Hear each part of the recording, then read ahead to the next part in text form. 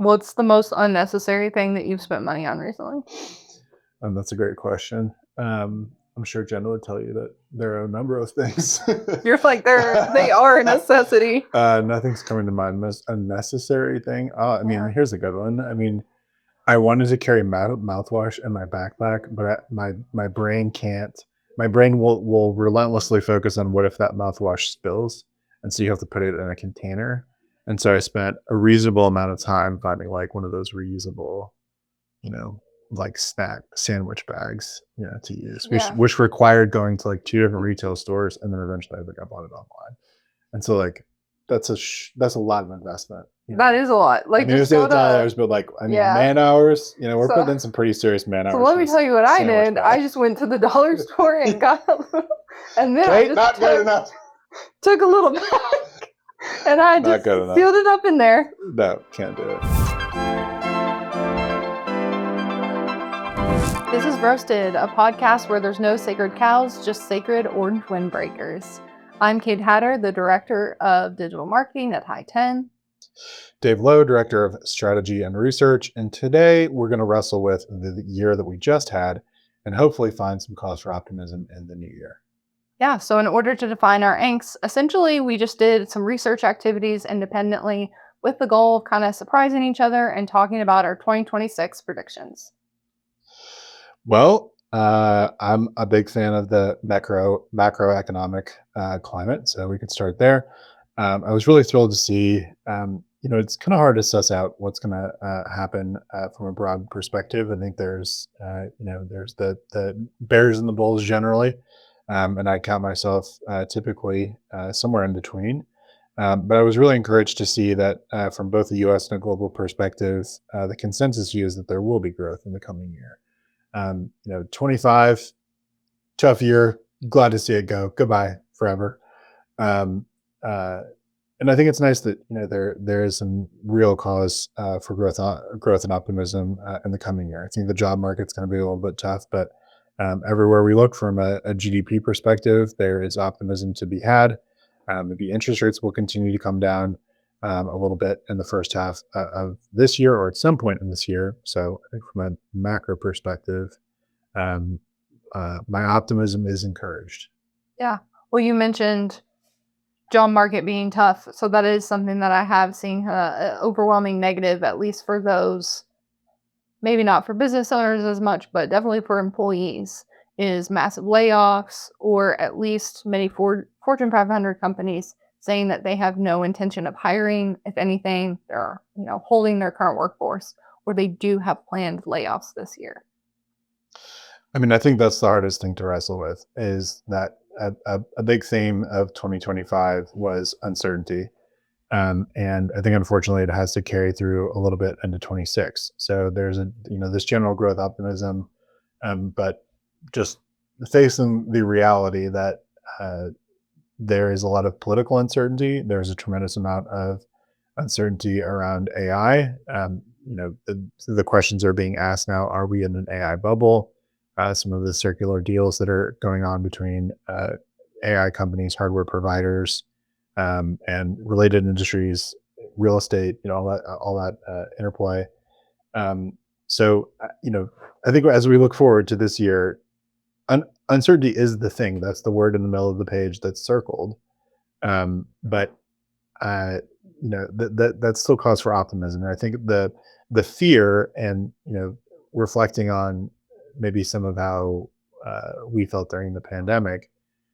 When you have a situation that is rife with uncertainty, I think the risk and kind of a natural response is paralysis. You don't act, and you wait for the clouds to part and a more clear path forward to reveal itself. That makes a lot of sense, and I think easy for me to say here. I'm not a Fortune 500 CEO tasked with deploying millions of dollars in capex. That's certainly a much more difficult position to be in.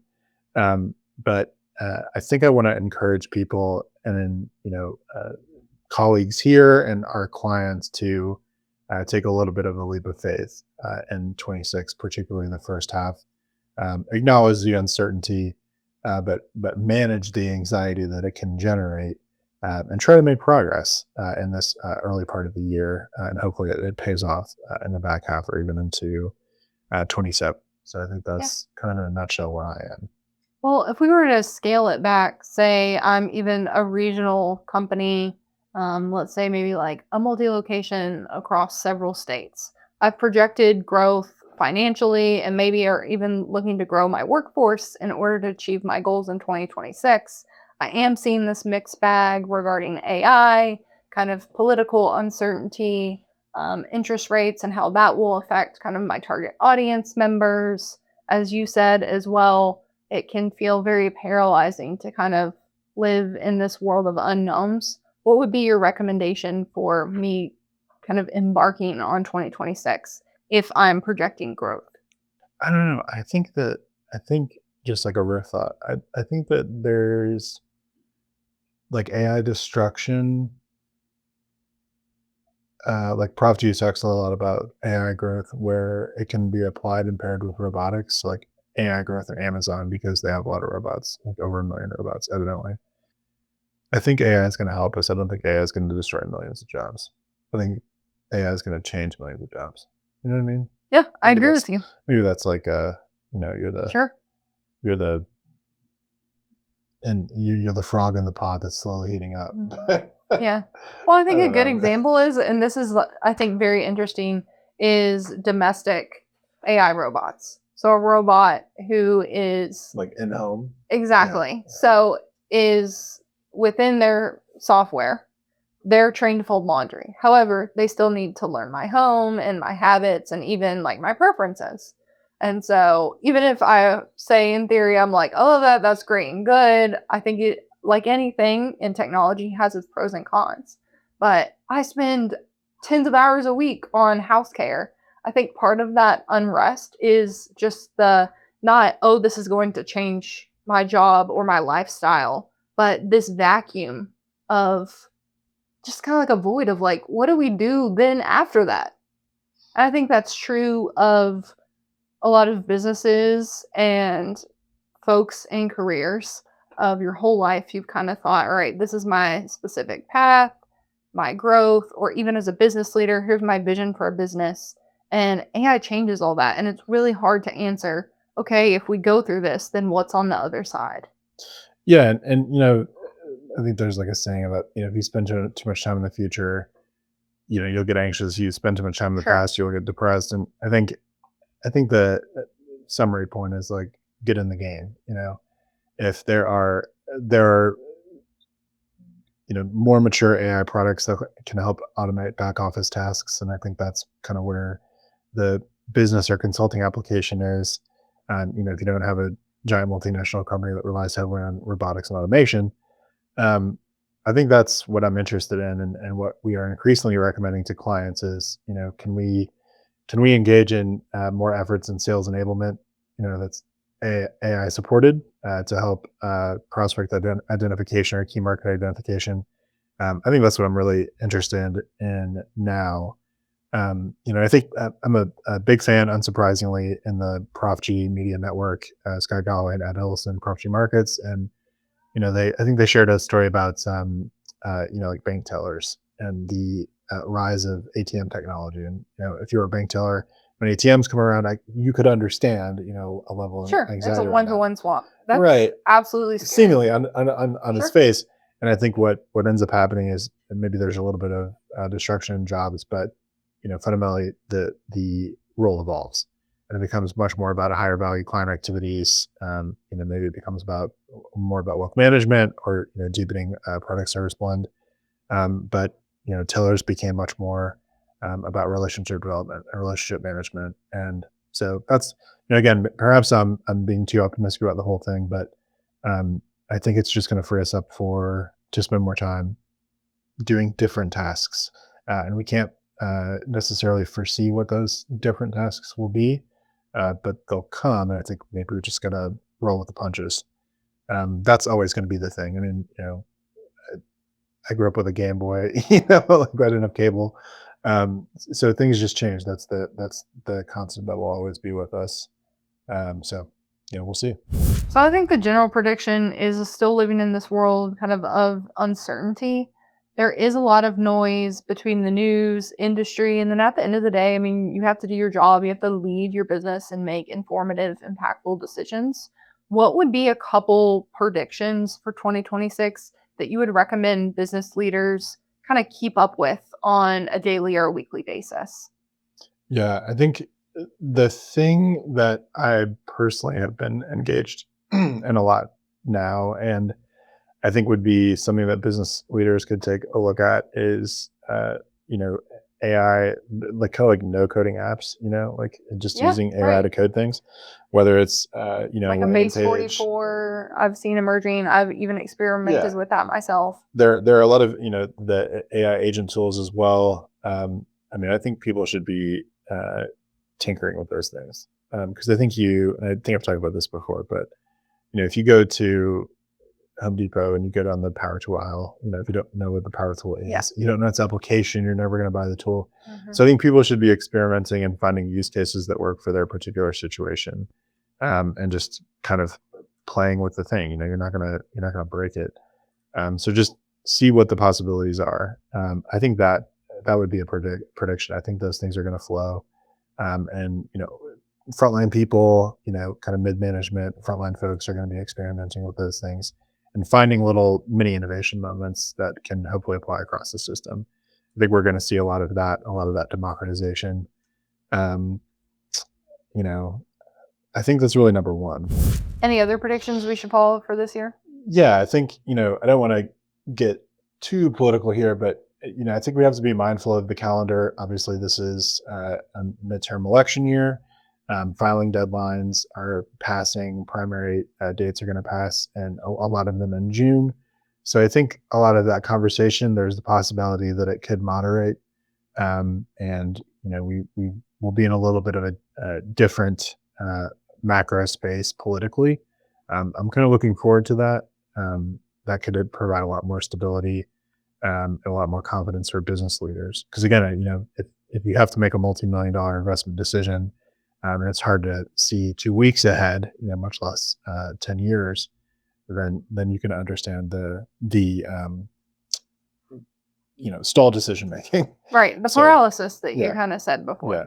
I'm looking forward to a moderation, and I'm looking forward to that democratization of AI. Just creative thought. We can all get into ruts where we're kind of rote performing the task. So I'm really interested in moments where we can break out of that.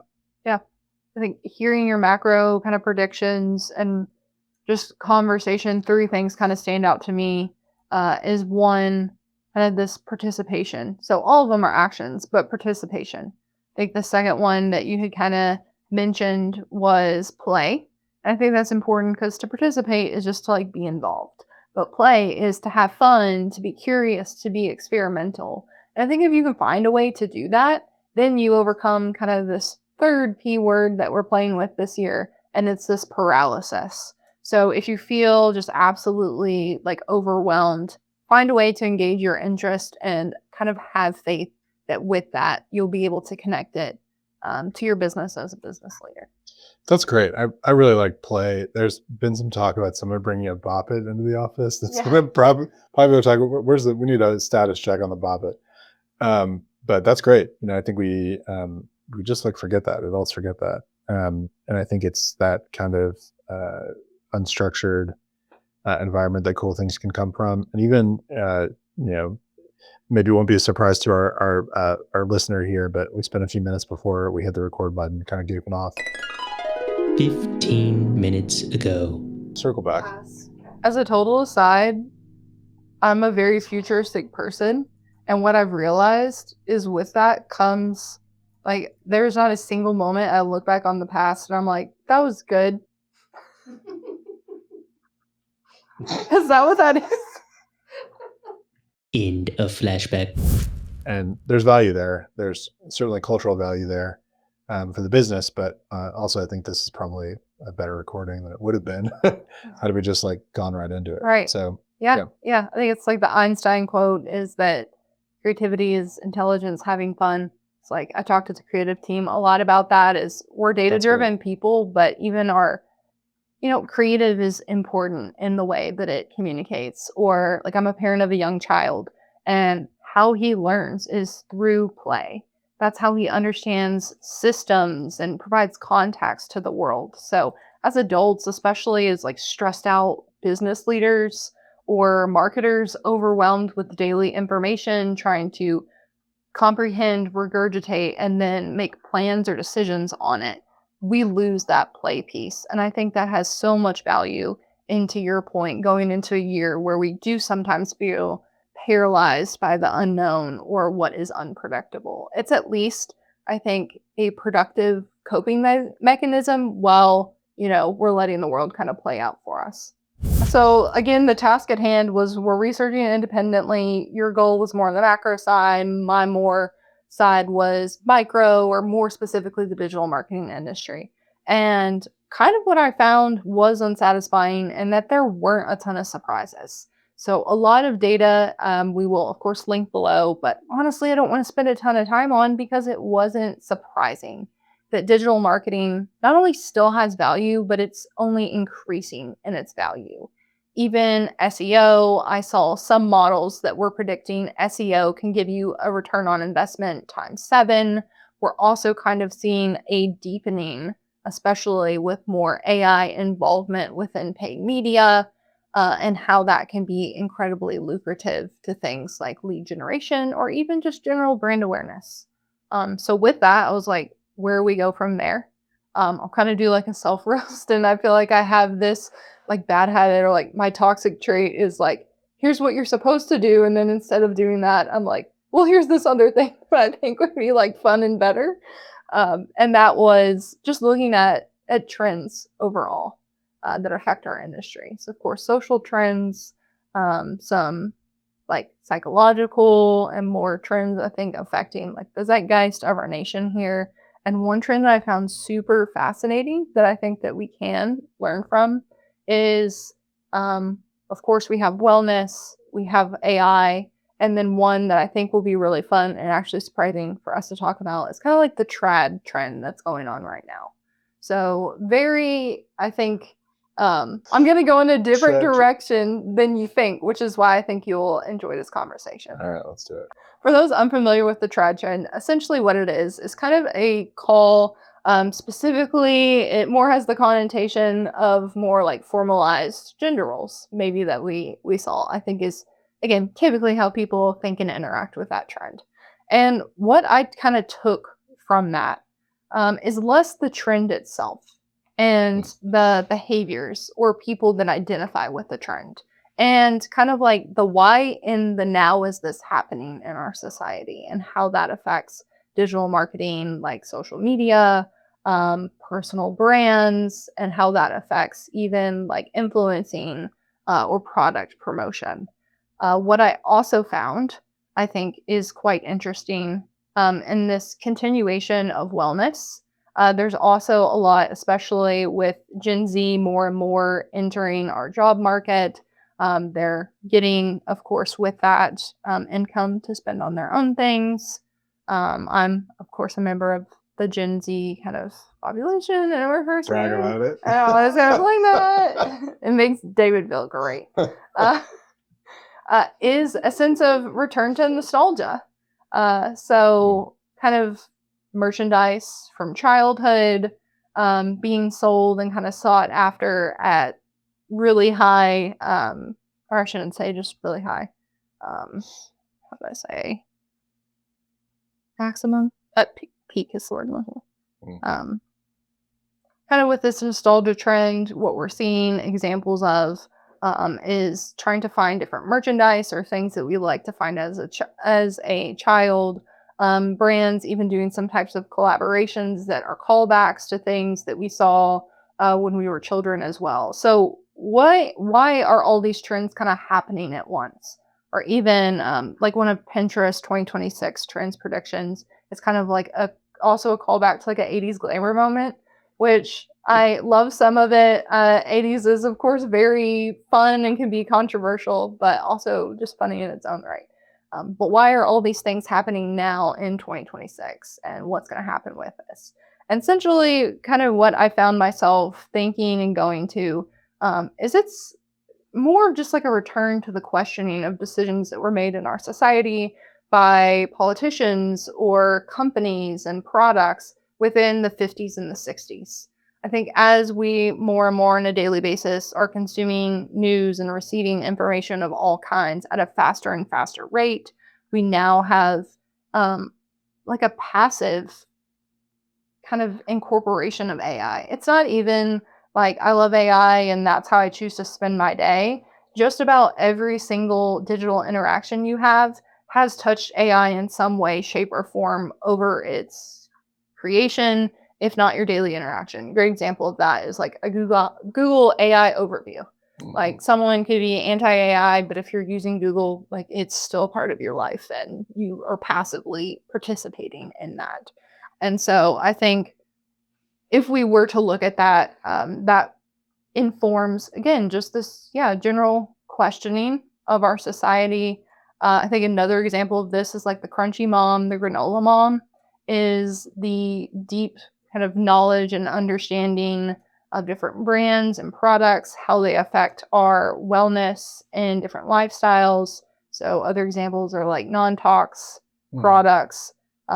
And if we look at all of these in conjunction, what we kind of start to see is, in the 50s and the 60s, there were societal shifts, decisions that have affected our economy, how we market, how we produce goods since then. Of course, that changes and evolves, but that's kind of like the time period that I'm seeing are all very correlated or similar. So I would love to hear your thoughts. I have some other fun examples that we can kind of walk through, but what do you think? Do you think I got that right? Yeah, I mean, so certainly a period of pretty significant change. So I think, I mean, that feels in terms of like scale, it certainly feels like we're in a period of pretty significant rapid change presently.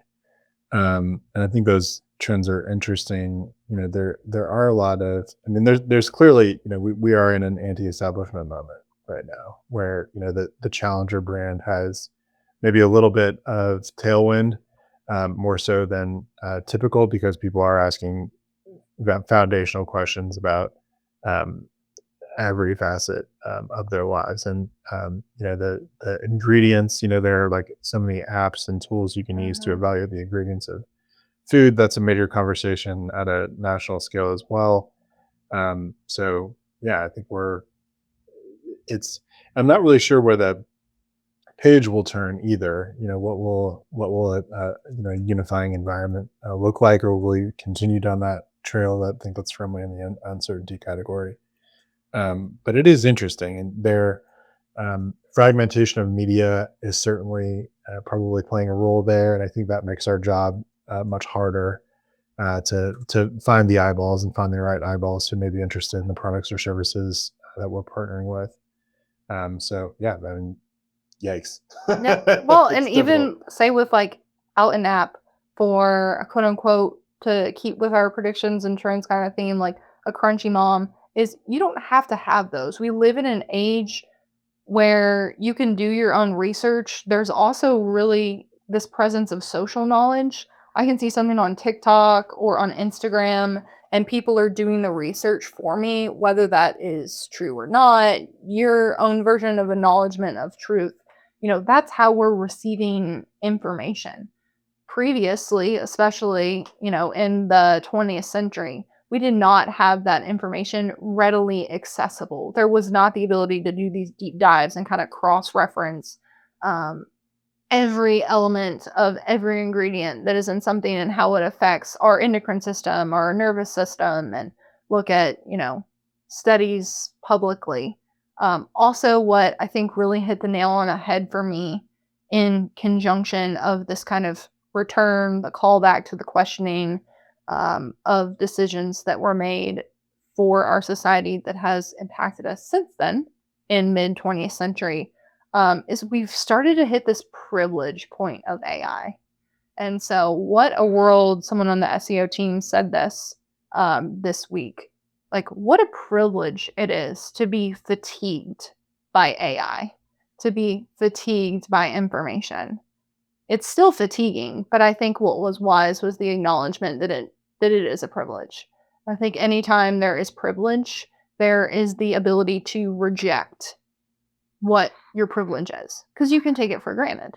And so I think, not necessarily wrongly, a rejection of our privilege of information or where we have advanced to technologically, but again, we've just elevated to that ability to do so. So, sure, did I just look at a bunch of reports and a bunch of trends and kind of stitch them together? I mean, no. Like an example of this is Harvard Business Review's top 10 Gen AI use cases lists healthier living, and it jumped from 2024 to the end of 2025 from 75th place to 10th place. So now we're in the top 10 of kind of the topic of healthier living is enabled through the utilization of AI. And so it is, I'm not saying it started the trend, but it's definitely perpetuating a trend of at least an interest in healthier living. To your point, and kind of what we've said in other conversations previously, is like healthier living should have an objective definition, but it doesn't. And we now, as a society, do have, different subjective definitions of that. And that's where things like a social trend can come into play beyond just, this general use, which I think is, let's look at the, not necessarily what the prediction is, but if you can stay well informed of what the predictions are and try to understand why that might be, regardless of what happens this year, you are a much better decision maker and a better business leader. Yeah, I mean, I think the through line is if you're in a leadership position, if you're a business owner, I think a willingness to pay attention to what's going on. I think it is very easy for folks to get in the weeds of what they're doing and not kind of take a breath and look around. And I think that's a hard part of my job is I'll have to deal with confirmation bias. If you're an investor, they talk about that a lot. The investor's biggest weakness is their brain, because you just have these preconceived notions, and you're kind of your brain is on the hunt for patterns that may or may not exist. So I think a willingness to be open to it's kind of like peeking over the fence, and seeing what's on the other side. You have to be willing to do that, but the activity of doing so, I think, will almost always have a positive net benefit. Being open to receiving information that you might not maybe want to hear, or something like that. I think that makes you a better person, better business leader, a better boss, and results in a positive outcome for almost everyone involved. All right. Well, thanks for joining us today. I hope you got some fuel for your business as a result of this conversation. I really enjoyed it. I always enjoy Kate's view on things and sharing how we see the world. Hopefully you don't have too much stress or anxiety about 2026, but if you do, let us know. We'd love to help. Did you hear that? That's the closing bell.